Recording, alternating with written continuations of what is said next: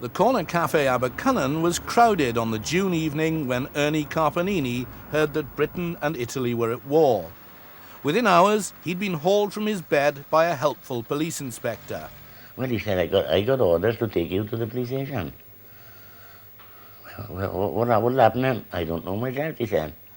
So he picked me up, he said, get your things together. I packed my bag and put some cigarettes in there, he said, in case.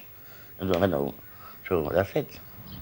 Italians from all over South Wales were eventually taken to Maindy Barracks in Cardiff.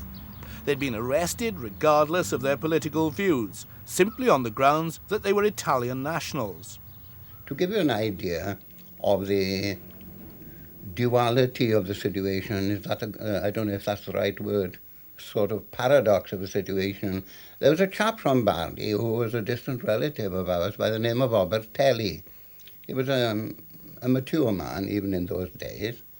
He had a very queer habit when he was excited of taking his dye cap off and thrusting it on the floor and stamping on it, you know. He was an extremely nice fellow.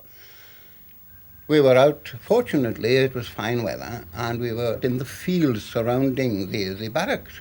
And we had a guard of soldiers all around this perimeter. And he said, I don't believe it. I can't believe it. And this is where the hat, the little cap war dance came in.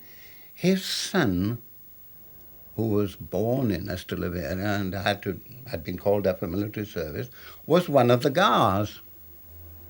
He was one of the guards guarding his own father, who was still Italian and who was now an enemy alien, you know.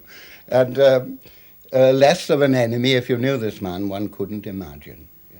From Cardiff Barracks, we went to Bury, Lancashire. We were there about a week. From Bury, they've separated all of us in different groups. Some went to Canada, some went to Australia, and some went to Isle of Man. My father supposed to have gone to Australia. My brother went to Canada, and I ended up in Isle of Man.